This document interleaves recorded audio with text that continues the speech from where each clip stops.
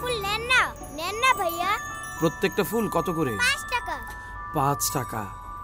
আমাকে এখান থেকে তোমার পছন্দ মতো একটা বেছে দাও। এই যে এটা সবচাইতে ভালো। ঠিক আছে, তুমি এটা নাও।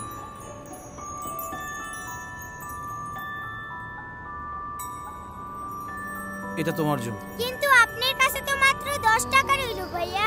ফুলটা আপনিই রাইখা দেন ভাইয়া। এর বেশি আমার লাগবে না। তুমি যদি এটা নাও আমি খুব খুশি হব।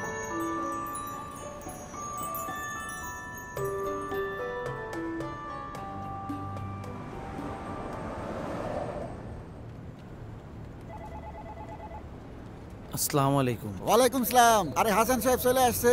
এ রহমান সাহেব। ওর মিয়া, আপনি খালি জিমান। এই যে হাসান সাহেব নতুন জয়েন করছে, তার টেবিলটা দেখাই দেন। আসো হাসান আসো, চাকরি তো পায়া গেলা। আজকাল একটা কাজ জোগানো কি মুখের কথা? তোমার কভারটা সত্যিই ভালো। তোমার আব্বাই অফিসের বড় সাহেবের পরিচিত।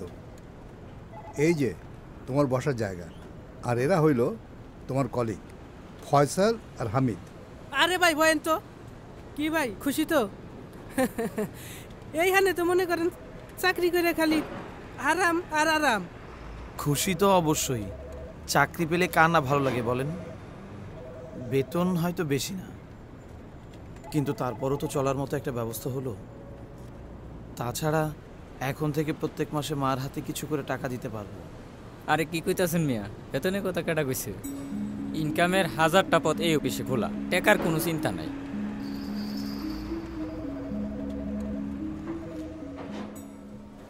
কি হয়েছে তোমার? তোমার নতুন অফিসে চাকরির কথা কিন্তু আমাকে কিছুই বললে না। অফিস কেমন করলে আজ?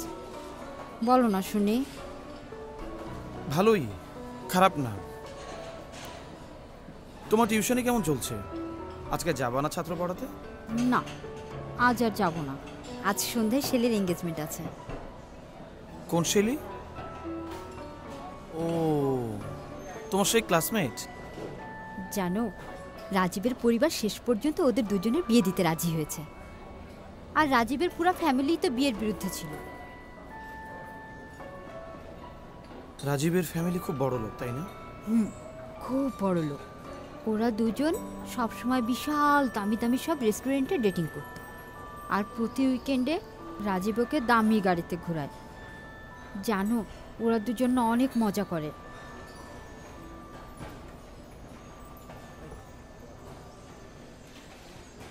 মা, আজকে আমার অফিসের প্রথম দিন ছিল। তোমার জন্য মিষ্টি আনতে চাইছিলাম, কিন্তু পকেটে টাকা ছিল না, তাই মিষ্টি আনতে পারি নাই। মা, দূর পাগল, আমার ছেলের চাকরি হয়েছে, সেটাই তো আমার জন্য বিরাট পাওয়া। আমার আর কিচ্ছু লাগবে না বাবা। ও, তোকে তো একটা কথা বলাই হয়নি, আজ আসলাম আসছিল। আসলাম ভাই আসছিল? কি খবর সে বান্দার? তুই ওকে দেখলে চিনতেই পারতিস না? আমাদের এলাকায় একটা প্লট দেখতে এসছিল, কিনবে। প্লট কিনবে আসলাম ভাই? এত টাকা সে কোথায় পাবে? আশ্চর্য, সে তো একটা সরকারি অফিসে পিয়নের কাজ করে। আমিও ঠিক এই প্রশ্নটাই ওকে করেছিলাম, আর ও উত্তর দিল সব নাকি উপরি ইনকামের জাদু। ঘুষ। আমারও তাই মনে হয়। আমার কোনো অবৈধ টাকার দরকার নাই। হ্যাঁ মা, আমাদের কোনোদিনই এত টাকা হবে না। আমাদের অত টাকার দরকারও নেই।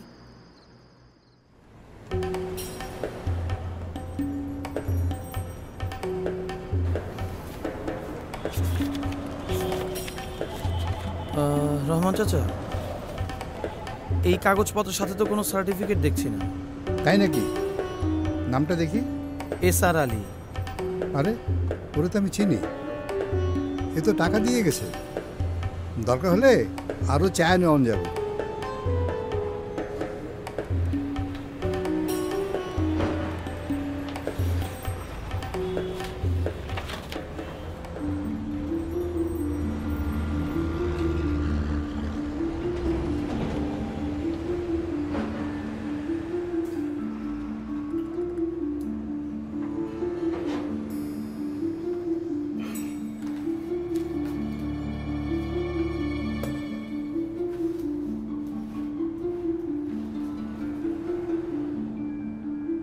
ঠিক আছে যান, রাস্তায় আবার পড়ে যান।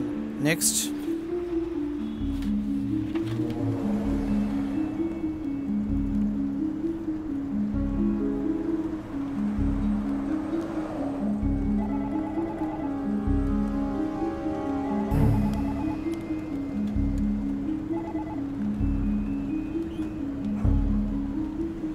কি গো হাসান, কি হয়েছে?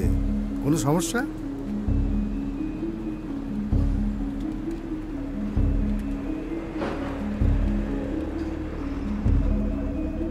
এই দাগটা কিসের ঠিক বুঝতে পারতেছি না। কই দাগ? বাইকে নেশা টেশা করছেন নাকি? করতেও পারেন, বলা তো যায় না। এখন তো চাকরি পেয়ে গেছে। ঠিক হাসান,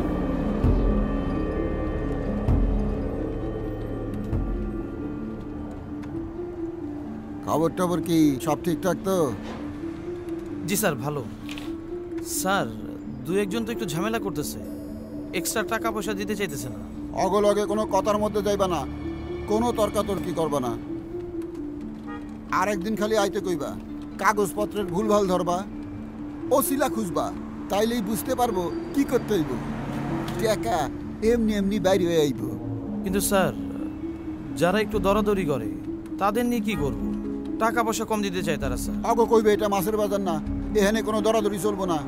এই শোনো, এই অ্যাপ্লিকেশনগুলো রাখো। আমার পোলার স্কুল ছুটি হয়ে গেছে, আর স্কুল থেকে আনতে হইব। ফাঁকেটা মারে ভরবে কখন আমি জানি।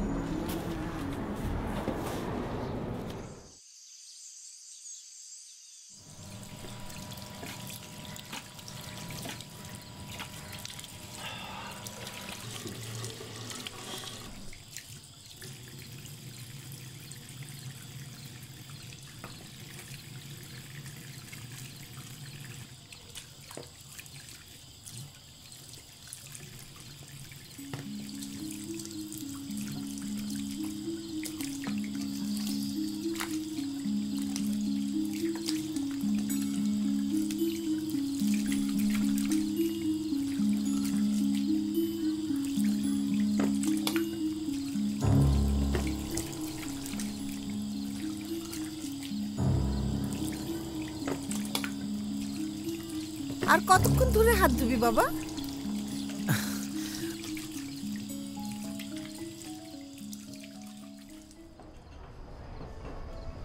কি হয়েছে তোমার? সমস্যা?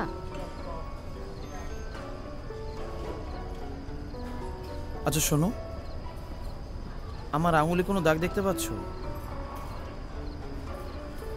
কই না তো, কিসের দাগ? কি আন্দাজে কথা বলো? আমি তো স্পষ্ট দেখতে পাচ্ছি। তোমার কি হলো? রাগ দেখাচ্ছ কেন? আচ্ছা ঠিক আছে বাবা, বাদ দাও। ঠিক আছে, বাদ দিলাম। এবার মুখটা হাড়ির মতো করে রেখেছো কেন? আমার দিকে একটু তাকাও না। বিশেষ কিছু দেখতে পাচ্ছ? কি? আজব, তোমার প্রথম মাসের বেতনের টাকা দিয়ে শখ করে জিনিসটা কিনে দিলে সেটাও তুমি দেখতে পাচ্ছ না। এবার বলো, আমার গলায় কেমন লাগছে নেকলেসটা?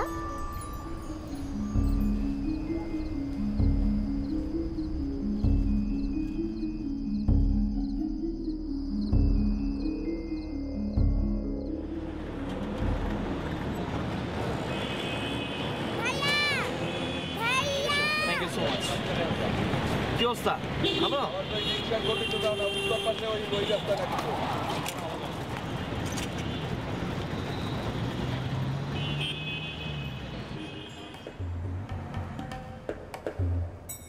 এই শোনো, আমি একটু বাইরে যেতেছি, ঘন্টা দুয়েকের মধ্যে ফিরুম। এই টাকাগুলো বড় সাহেবের, ওনারে দিবা। ধরো। কি ব্যাপার, শরীর খারাপ নাকি? না স্যার, ঠিক আছে। ধরো।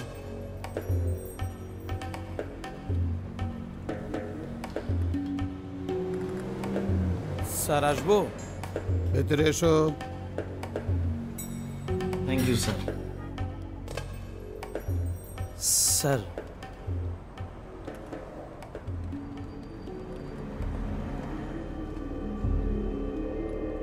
শুনছি তুমি নাকি খুব পরিশ্রমী ছিলে, সহজে কাজ শিখে নিতে পারো। শুনে খুব খুশি হলাম। পরিশ্রম করতে থাকো। আমাদের কাজের সিস্টেম যদি একবার ধরে নিতে পারো, তখন দেখবে টাকার অভাব হবে না, আমাদের মতো উন্নতি করতে থাকবা।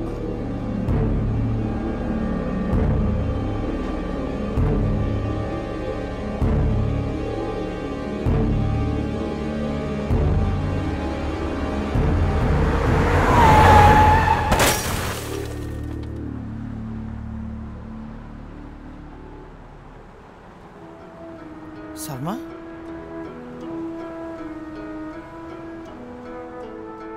সালমা,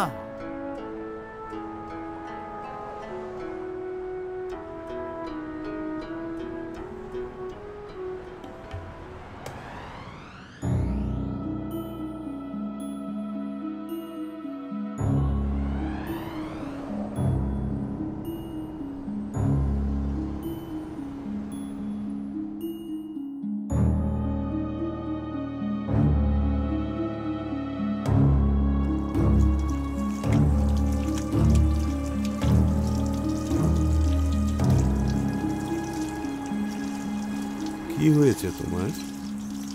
শেষ হয়ে গেছে, সবকিছু শেষ হয়ে গেল আমার। কি শেষ হয়েছে বাবা? কি হয়েছে তোমাকে বলতে পারো? আপনি কি জানেন, কিছুক্ষণ আগে আমি একটা বাচ্চা মেয়েকে খুন করেছি। জাস্ট আমার কারণে বাচ্চা মেয়েটা মারা গেল। যখনই আমি চোখ বন্ধ করে থাকি, তখনই আমার চোখের সামনে ভেসে ওঠে ওর মৃতদেহ। আর যখনই আমি চোখ খুলে থাকি, তখনই আমার চোখের সামনে ভেসে ওঠে এই অভিশপ্ত দাগগুলো। এই দাগ কোত্থেকে এলো? যেদিন আমি আমার নতুন অফিসে জয়েন করেছি, সেদিন থেকে এই দাগগুলো আমার হাতে এসেছে। না না, যেদিন থেকে আমি ওদের একজন হতে শুরু করলাম, সেই দিন থেকে এই দাগগুলো আমার হাতে এসেছে। কাদের একজন? আমার অফিসের কলিগদের একজন। ওরা সারাক্ষণ টাকার পেছনে ছুটছে, লোক ঠকাচ্ছে, ঘুষ খাচ্ছে। ঠিকই বলেছ, আমি ওদের একজন হয়ে গেছি। আচ্ছা আচ্ছা, এই দাগ আমি ধোবো কি করে? এই দাগ তো ধোয়া যাবে না বাবা। এই দাগ তো তোমার হাতের দাগ নয়, মনের।